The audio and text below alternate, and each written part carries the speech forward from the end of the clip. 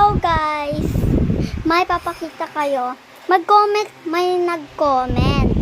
Gusto niya daw yung egg na yon, tapos yung sticker ko. So, maghahanap tayo ng egg dito. Kasi marami akong egg. Tapos, marami din akong laruan. Nandun pa yung laruan ko sa labas. Nagde-deliver pa. So, eto na yung natira.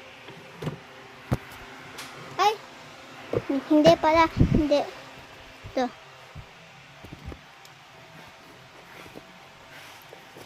So, may egg na ako. So, ito yung hawak ko. Egg. So, tingnan natin. Buksan daw natin yung egg. So, let's go. Dito tayo sa mesa.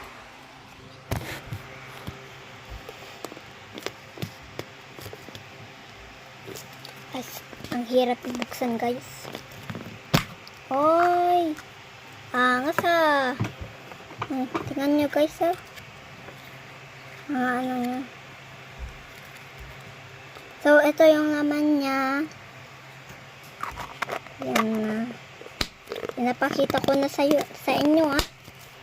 So, yan na. Thank you. So, wait lang pala.